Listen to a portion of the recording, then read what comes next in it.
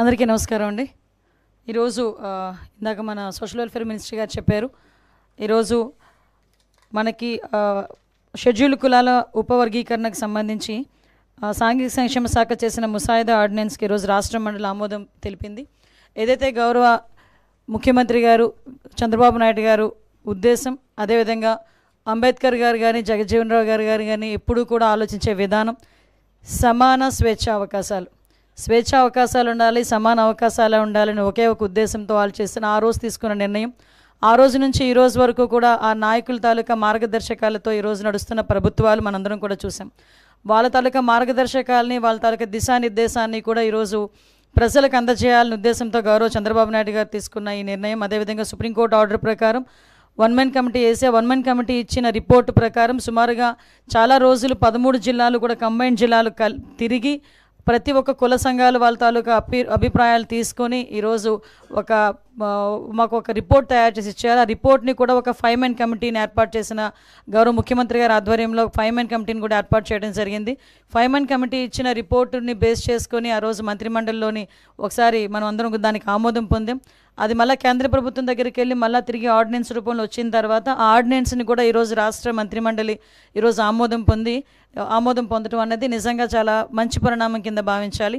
ఇందాకే సార్ చెప్పారు, అందరికీ కూడా స్వేచ్ఛ సమానత్వ అవకాశాలు రావాలి అని ఒకే ఒక ఉద్దేశంతో ఎంతో వెనుకబడిపోయిన రెల్లి కులస్తులు లాంటి కులస్తుల్ని కూడా ఈరోజు 1% రిజర్వేషన్ ఇచ్చి వాళ్ళకి కూడా అన్ని ఉద్యోగ అవకాశాలు, ప్రమోషన్స్లోని కూడా వాళ్ళకి అవకాశాలు ఇవ్వాలని ఒక మంచి ఉద్దేశం.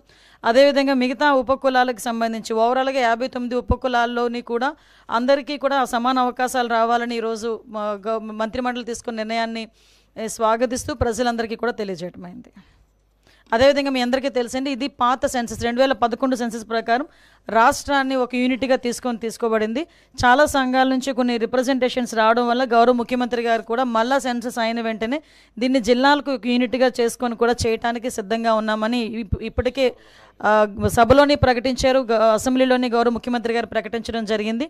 దానికి కూడా ఈరోజు ఎన్డీఏ గవర్నమెంట్ చిత్తశుద్ధితో కట్టుబడి ఉన్నామని మాత్రం మేము తెలియజేసుకుంటున్నాం.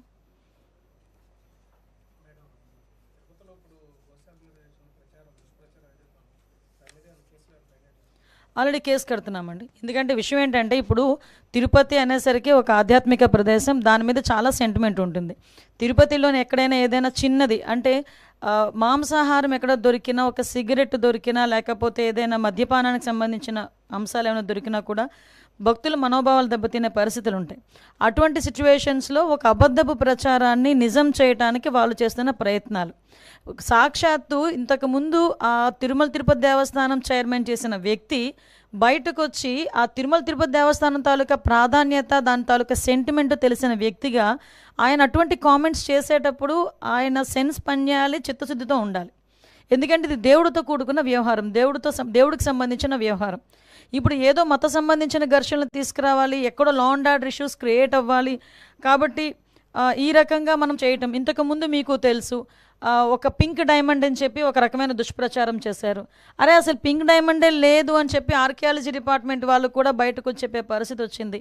అంటే ఏదో రకంగా తిరుపతి దేవస్థానం అంటే ప్రజల సెంటిమెంటు, దాని మీద ఒక బురద జల్లితే గవర్నమెంట్కి చెడ్డ పేరు వస్తుంది, దానివల్ల పూలన మత ఘర్షణలు తీసుకురావచ్చు అని ఒక దురాలోచనతో వాళ్ళు చేస్తున్న కామెంట్స్ తప్పించి వీటిలో నిజం లేదు అని నిన్న నిజాలు ఈవో శ్యామలారావు గారు చాలా క్లియర్గా చెప్పారు. ఎంత దౌర్భాగ్యం అంటే అక్కడ ఈవెన్ ఆ గోశాలకి 2023 నుంచి విజిలెన్స్ అధికారులని కూడా లోపలికి రానివ్వని పరిస్థితి, అంటే లోపల ఏం జరుగుతుందో కూడా తెలియని పరిస్థితి. అదేవిధంగా కనీసం ఆవులకి ఇచ్చే దానాన్ని కూడా కల్తీ చేసి అందులో కూడా కనీసం నాణ్యత లేని దానాలని కూడా పెట్టే పరిస్థితి కనిపించిందని సాక్షాత్తు ఈవో శ్యామలరావు గారు చెప్పడం జరిగింది. ఎవరైతే ఇలాంటి అసత్యపు ఆరోపణలు చేస్తున్నారో, అసత్యపు ఆరోపణలు చేసిన ప్రతి ఒక్కరి మీద కంపల్సరీగా చర్యలు ఉంటాయి. వీళ్ళు ఎలాగ మ్యానిపులేట్ చేస్తున్నారంటే మీకు ఒక ఎగ్జాంపుల్ చెప్తానండి. రీసెంట్గా మన హెలికాప్టర్ ఇష్యూ మొన్న జగన్మోహన్ రెడ్డి నడిచింది కదా, ఆ రోజు నేను మాట్లాడిన మాట ఏంటంటే భద్రత మేము 1100 మందిని భద్రతకి మేము అక్కడ అకామిడేట్ చేసాము, సో ఇది జరిగిందని క్లియర్గా చెప్తే నెక్స్ట్ డే సాక్షిలో ఏం రాశారు తెలుసా, 1100 మంది పోలీసులు మోహరించారు అని రాశాడు. అంటే ఆ రాసిన తెలుగు చూడండి ఒకసారి, భద్రత కల్పించేమో అనడానికి మోహరించేమో అనడానికి ఎంత తేడా ఉంటుందో. అంటే వాళ్ళు అలా రాసి జనాల్ని ఒక రకమైన ట్రాన్స్లోకి తీసుకెళ్ళడానికి ప్రయత్నం చేస్తున్నారు. సో మీకు ఎగ్జాంపుల్కి ఇది చెప్పాను, వాళ్ళ మైండ్ సెట్, వాళ్ళ మైండ్ గేమ్ ఎలా ఉంటుందని చెప్పడానికి. మీరు ఇందాక మన రామానాయుడు గారు చెప్పారు, మత ఘర్షణలు తీసుకురావాలని ఏకైక లక్ష్యం. దానికి ఏం చేశారంటే పాపం పాస్టర్ ప్రవీణ్ పగడాల గారిని ఏదో రకంగా ఓన్ చేసుకుందామని చెప్పి ప్రయత్నం చేసి వాళ్ళ తాలూకా కొంతమంది మనుషుల్ని పాస్టర్గా క్రియేట్ చేసుకొని రకరకాలుగా వాళ్ళ మీద ఎంత అంటే ఒక పాస్టర్ నోట్ నుంచి కొన్ని పదాలు మనం వినలేమండి, ఎట్టి పరిస్థితుల్లోని కూడా. అటువంటిది మేము పాస్టర్ ముసుగులో కొంతమంది బయటకు వచ్చి నోటికి వచ్చినట్టు మాట్లాడారు. అయినా కూడా గవర్నమెంట్ చాలా నెమ్మదిగా ఉండి ఎట్టి పరిస్థితుల్లోని సమయం కోల్పోకుండా పోలీస్ డిపార్ట్మెంట్ వాళ్ళు కానీ మేము కానీ చాలా బ్యాలెన్స్డ్కి వెళ్ళాం. ఈ మధ్యకాలంలో జరిగిన సంఘటనలు మీకు తెలిసే ఉంటుంది. నరసన్నపేటలోని ఒక టెంపుల్ మీద వెళ్ళి జీసస్ వర్డ్స్ రాయించారు, ఒక చర్చ్ దగ్గరికి వెళ్ళి జై శ్రీరామ్ అని రాయించారు. అంటే ఇలాంటి సంఘటనలు చూస్తుండేటప్పుడు ఏదో విధంగా మత కల్లోహాలు తీసుకురావాలి, ఇక్కడ లా అండ్ ఆర్డర్ ఇష్యూస్ని క్రియేట్ చేయాలి అన్న ఒక దృక్పథం అన్నది చాలా క్లియర్గా కనిపిస్తుంది. ఇది నేను చాలా సందర్భాల్లో చెప్తానండి, ఒక క్రిమినల్ పాలిటిక్స్లో ఉంటే ఎటువంటి సంఘటనలు జరుగుతాయో అవే సంఘటనలు ఇప్పుడు వాళ్ళు చేయడానికి రెడీ అవుతున్నారు. బట్ మేమందరం చాలా ఫర్మ్గా ఉన్నామండి. ఎట్టి పరిస్థితుల్లోనే అటువంటి వాళ్ళు ఊహించుకొని ఏదో చేద్దాం అనుకున్నా కూడా చేసే పరిస్థితి అయితే ఉండదు. మేమందరం కూడా చాలా అలర్ట్గా ఉన్నాం.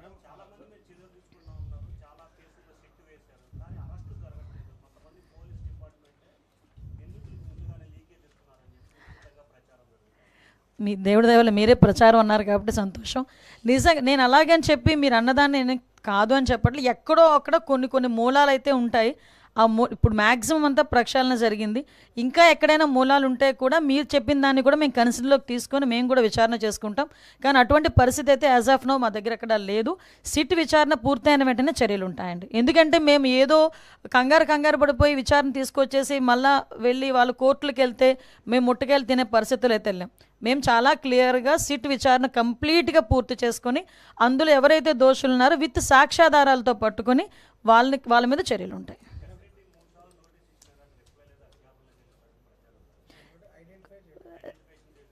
సార్ అది సిట్ చర్యలు దర్యాప్తు జరుపుతుంది. కొన్ని వాళ్ళ దర్యాప్తు జరిగేటప్పుడు మనం ఇంటర్నల్గా దానిలో మనం ఇన్వాల్వ్ అవ్వకూడదు. దర్యాప్తు పూర్తయిన తర్వాత ఎవడూ తప్పించుకోడండి. మొత్తం ఒక విషయం చెప్తున్నాను, తప్పు చేసిన వాడు ఎవడు కూడా తప్పించుకోలేడు. డెఫినెట్గా చర్యలు అయితే ఉంటాయి.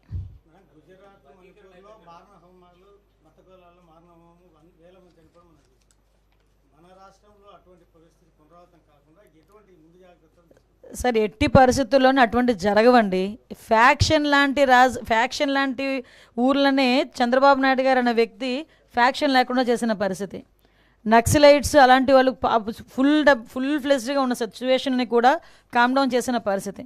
అటువంటి వ్యక్తి ఈరోజు మత ఘర్షణలు అని చెప్పి అంటే ఎవరో ఇంటెన్షనల్గా చేయాలి అనుకుంటే మేమే ఈరోజు మీకు చెప్తున్నాం, 2-3 ప్రయత్నం చేశారు, మేము తిప్పుకొట్టుకున్నామని. మా దగ్గర పోలీస్ వ్యవస్థ అంత బలమైన వ్యవస్థ ఉంది.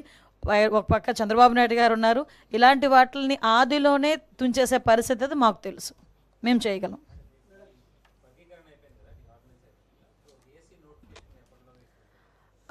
నాకు తెలిసి ఒక 2 days నోటిఫికేషన్ వచ్చేస్తుంది, అయిపోతుంది.